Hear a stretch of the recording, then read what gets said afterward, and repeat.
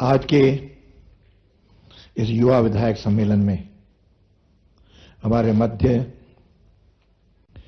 प्रदेश के माननीय यशस्वी मुख्यमंत्री जी, जिन्होंने कुछ ऐसे काम करके अपना नाम कमाया है जिससे राजस्थान और मध्य प्रदेश को दोनों को लाभ हुआ है, ऐसा जल समझौता करके और हमारा बहुत बड़ा उपकार भी किया है, ऐसे माननीय मोहन जी यादव हमारे बीच, जिनके आतिथ्य में ये कार्यक्रम हो रहा है, ऐसे मध्य प्रदेश विधानसभा के अध्यक्ष माननीय नरेंद्र जी तोमर साहब, जिनका जीवन तो शायद हम सबसे बड़ा ही अनुभवी और अनुकरणीय है, और अपने मध्य संसदीय मंत्री जी, मेरे पुराने मित्र भी कैलाश विजयवर्गीय, और हमारे विपक्ष के नेता जिनका अभी उद्बोधन अपन ने सुना, ऐसे भाई उमेश जी, और त्रिवेणी संगम जिसमें राजस्थान, मध्य प्रदेश और छत्तीसगढ़, ये त्रिवेणी संगम से आए सभी मेरे युवा विधायक भाइयों और बहनों,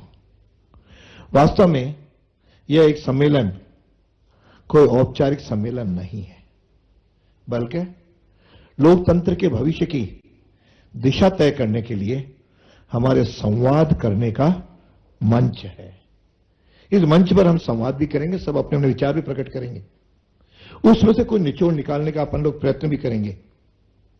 लेकिन यहां जब मैं बात लोकतंत्र की कर रहा हूं तो माननीय मुख्यमंत्री ने कहा कि लोकतंत्र हमको किसी पाश्चात्य देश ने नहीं दिया, लोकतंत्र तो हमारे भारत के डीएनए में है, जो वर्षों से अनादिकाल से हमारे बीच में है, और उसी के लोकतंत्र के तहत हम देख भी रहे हैं कि जितने विश्व के देश हैं, सबसे ज्यादा सफलतम लोकतंत्र भारत में है।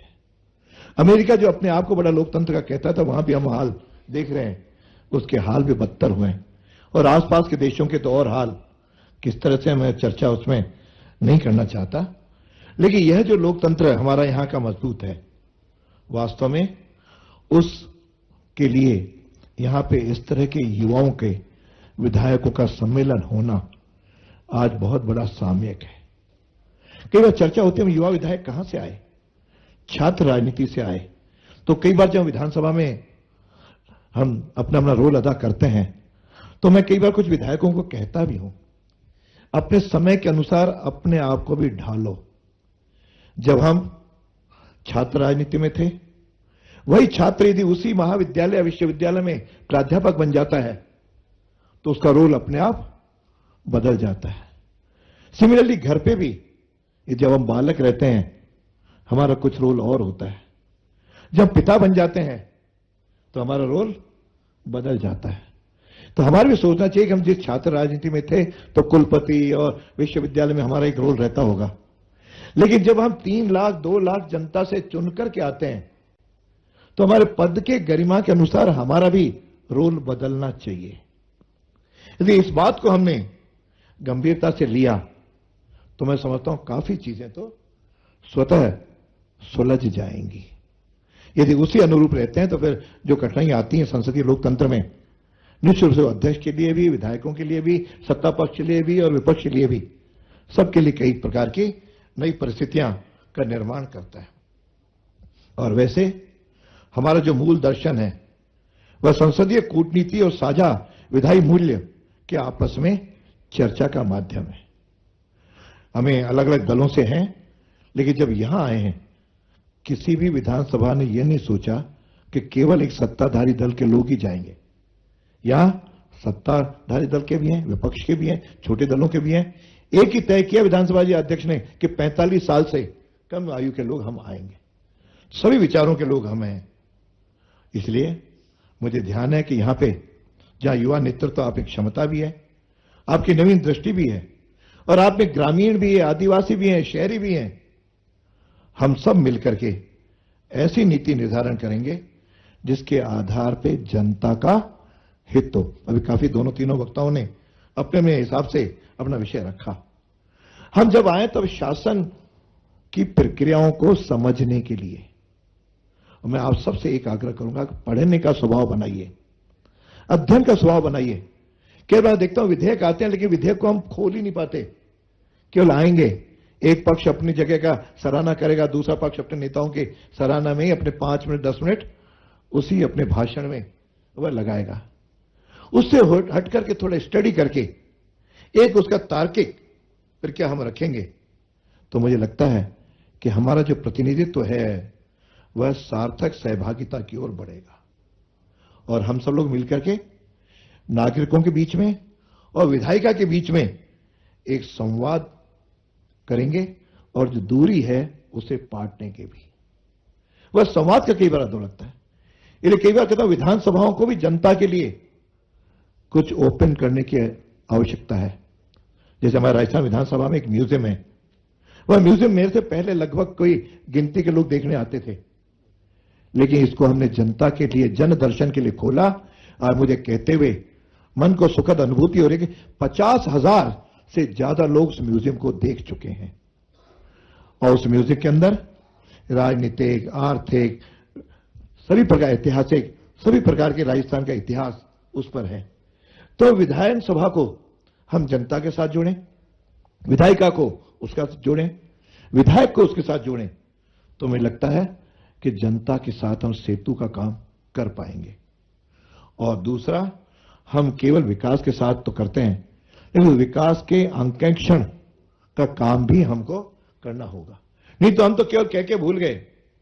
और उसके लिए मुझे कई बार लगता है कि अपने अपने स्थान पर नागरिक निगरानी समितियां भी अपने अपने क्षेत्र में बनाएंगे। तो जो कुछ सरकारें, किसी भी एक सरकार आती है, मैं तो यहां जो लोग बैठे हैं कुछ को छोड़ दें, बाकी सभी दलों की सरकारों का रिपीटेशन हर प्रांत में हुआ है। तो वहां पे हमारे दोनों प्रकार का रोल है। उस रोल के अनुसार हमको पता है क्या क्या चीजें होती हैं।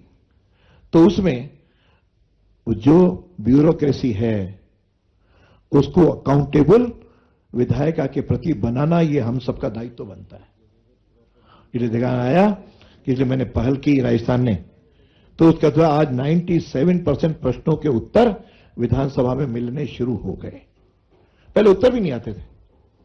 तो ये लगातार हमें जनता को और ब्यूरोक्रेसी को, हम सब उसके अंग हैं शासन के, हम सबको उसके साथ जोड़ने की आवश्यकता है। इसलिए मेरा एक आग्रह है कि चूंकि अब हमें एक तो भ्रष्टाचार पर अंकुश लगाना है, कई बार इसको लेकर के गुजरात से आंदोलन भी शुरू हुआ था और वह आंदोलन देश भर में फैला, जिसने परिवर्तन भी लाया, तो नवनिर्माण आंदोलन। तो आज उस नवनिर्माण आंदोलन तक तो जाना होगा कि नहीं जाना होगा, लेकिन हम जिस पर्पस से आए हैं शासन में, उसे भ्रष्टाचार पे अंकुश लगाने की भी हमको करना पड़ेगा। जो सार्वजनिक संसाधन है उसका न्यायोचित वितरण भी हो, इसके लिए भी आगे करना पड़ेगा। और अभी तो 1 नेशन 1 एप्लीकेशन सब जगह आई है, तो तकनीक भी अपने साथ आई है। इसलिए अपने आप को केवल विधायी कार्यों का अंशकालीन काम न करें, उसे अपना पूर्णकालीन समझें। हमको जनता ने चुन करके भेजा है और उसके केवल भावनाओं से नहीं। उसके लिए पुस्तकालयों का भी उपयोग करना सीखें। हम केवल पुस्तकालय का उपयोग नहीं करते, जाते ही नहीं है। मैं तो कई बार अपने राजस्थान में भी देखता हूं यहां क्या स्थिति में नहीं कहता, लेकिन पुस्तकालय में पुस्तकें आती हैं। विधायक को जिस रूप में वहां जाकर के बैठना, पुरानी कटिंग्स देखना, करना, उसमें थोड़ा अपने आप को बढ़ाना पड़ेगा। मुझे प्रसन्नता है कि अब आप पढ़ने लिखने वाले लोग भी आने लगे। मैं राजस्थान विधानसभा के तो कल 80% से ज्यादा तो ग्रेजुएशन से ऊपर के विधायक चुन करके आए। ये अच्छी स्थिति है। इसलिए हम लोग थोड़ा सा अपने समितियों की ओर भी ध्यान दें और हम मिलकर के इस प्रकार से लोकतंत्र को मजबूत बनाएं कि हमारा जो विधायक सभा है वह शोर शराबे का केंद्र नहीं बने, सार्थक विमर्श का मंदिर बनाएं। यदि ये अपने संकल्प कर लिया तो हमारा विधायक चुनाव जीतना ज्यादा सार्थक होगा। ये ठीक है कि किसी समय कभी कभी मैं इस पर मीडिया के बंधु भी सुन रहे हैं, देख रहे हैं, मैं मीडिया से भी आग्रह करता हूं जो सार्थक बहस करे, सार्थक विषय रखे, उसको आगे लाएं।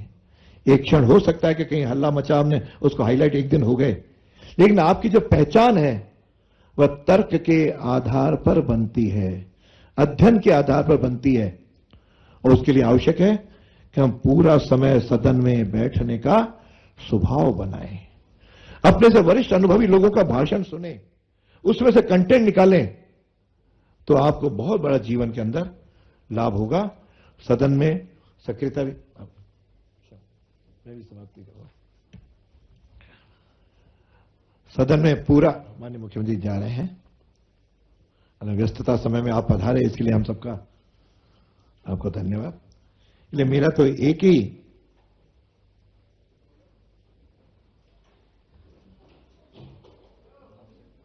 आपसे आग्रह है कि एक तो सदन में अपनी सक्रियता बनाए रखें, पूरा समय बैठने का स्वभाव बनाएं और वरिष्ठों को धैर्यपूर्वक सुनने। अच्छा पार्लियामेंटेरियन वही होता है। राजस्थान में कुछ लोगों को जानता हूं, अभी कैलाश जी ने गुलाब जी कटारिया का नाम लिया, गुलाब चंद कटारिया हो, चाहे हमारे घनश्याम जी तिवारी हो, चाहे राजेंद्र राठौड़ हो, ऐसे कई कांग्रेस के भी ऐसे 2-3 लोग, राजेंद्र पारिक हो, ऐसे कई लोग हैं जो पूरा समय सदन में बैठते थे और बैठ रहे हैं आज भी। उसके कारण से हम वरिष्ठों को जब धैर्यपूर्वक सुनते हैं तो अपने अनुभव भी बढ़ते हैं, बोलने का कंटेंट भी अपने को मिलता है, संसदीय परंपराओं की जानकारी मिलती है। और इस समय कोई बात छिपती नहीं है, लाइव प्रसारण होता है, चाहे कहीं यूट्यूब से होता है, कहीं क्या होता है। हमारे एक एक स्टेप को जनता आपके क्षेत्र की भी देखती है, राजस्थान की भी देखती है। उसके कारण से अपना नैरेटिव बनता है। वह नैरेटिव बना तो आप लंबे समय तक चलते रहेंगे।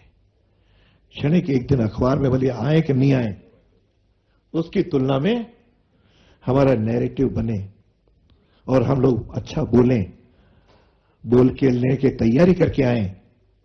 जो कुछ हमारे पास विधानसभा से सामग्री आती है उसको केवल वहां रखने के लिए आले में नहीं है, उसको पढ़ने के लिए है। समय निकालें। मैं तो कई बार कहता हूं कि समितियों की बैठकें होती हैं, मैं हर साल समितियों की अटेंडेंस अपने विधायकों की मंगवा करके देखता हूं, उसके अनुसार फिर अगली बार बदलता भी हूं। तो कितनी बार हम आए, पूरा समय क्यों नहीं बैठते? हमें जनता ने चुन करके भेजा है और जब तक टिकट नहीं मिलता हम नेताओं के चक्कर, पार्टियों के चक्कर काटते हैं, हमको विधायक का टिकट दो, और सौभाग्य से हमको मिलता है। जनता के आशीर्वाद से हम जीत के आते हैं। उसके बाद विधायक का जो काम है वह उस विधानसभा के लिए तो चुन के भेजा है। जरा उस विधानसभा में बैठने तो सही है। साल भर में कितनी सीटिंग होती है?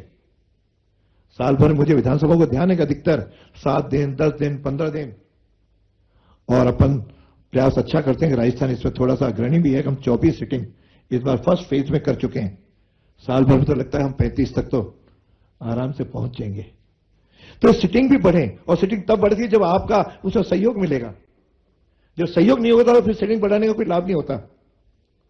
सरकार और विपक्ष दोनों का दायित्व तो बनता है कि हमारी विधानसभा सिटिंग हो। जितनी अधिक सिटिंग होगी उतने आपके काम भी क्षेत्र में ज्यादा होंगे, कि उस मुद्दों से ही जो ब्यूरोक्रेसी है वह उसी से टाइट होती है। पर जितने प्रश्न अधिक आएंगे, जितने आप प्रश्न लगाओगे, उत्तर वहीं से आता है। लगेगा कि अच्छा विधायक, हमको तो हमारे बारे में प्रश्न पूछा है, जरा इसकी थोड़ी सुन लो। तो मेरा खुद का अनुभव है, मैं 5 बार लगातार जो जितने मुझे इतना ध्यान है हम तो लगाते थे। तो वो यदि हम करेंगे तो मुझे लगता है कि यह जो अपना युवा विधायक सम्मेलन है ये सार्थक होगा। विषय तो हम लोग भी सब विधायक रहे हैं, एक एक विधायक भी, और हम लोग भी 1 घंटा बोल सकते हैं, लेकिन चूंकि स्पीकर हैं और कोई 1 मिनट भी ज्यादा बोलता है तो हम घंटी बजा देते हैं। या तो उमर साहब ने तो घंटी नहीं बजाई, लेकिन मैं घड़ी देख रहा हूं कि मुझे जितना समय दिया है वह समय लगभग पूरा होने को है। इसलिए आप लोगों से इतना ही आग्रह करूंगा, आए। हम लोग केवल विधायक चुन करके आ गए, साइन कर लिए, क्षेत्र में केवल जा रहे हैं, लेकिन वहां भी हम सक्रिय विधायिका के काम को भी उतना ही महत्व दें जितना अपने क्षेत्र को दें, और थोड़ा डिजिटल सुविधाओं का लाभ उठाएं। और जब अगला विषय जो कभी आएगा विकसित भारत का, मैं विकसित भारत में भी केवल एक बात कह के पूरा करता हूं, अलग लंबा विषय है कि विकसित भारत केवल जीडीपी बढ़ाने से नहीं बनेगा।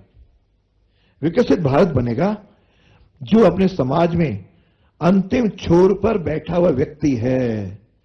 जब तक उसका विकास नहीं होता तब तक भारत विकसित भारत नहीं बन सकता। और यही मानिए हर सत्ता में जो लोग रहते हैं, माननीय प्रधानमंत्री जी का भी ये सोच है, माननीय मुख्यमंत्रियों का भी है, हम सब मिलकर के इसको करें। और युवा तो अब हैं, अब हमें तो विधायक बन गए, लेकिन इस तरह के क्षेत्र में भी अब क्या है, ये विकसित भारत तब बनेगा जब मेरे देश का युवा जॉब सीकर नहीं, जॉब क्रिएटर बनेगा। इसलिए इन दोनों विषयों पे जो आज आपने यहां पे ये 2 दिन का सम्मेलन रखा है, इसलिए तोमर साहब को भी अपनी ओर से साधुवाद भी दूंगा, बधाई भी दूंगा, शुभकामनाएं भी दूंगा, जिन्होंने आयोजन करके हमारी नई पीढ़ी को एक नई दिशा देने का प्रयत्न किया है। आपने समय दिया, बोलने का अवसर दिया, बहुत बहुत धन्यवाद। जय हिंद, जय भारत।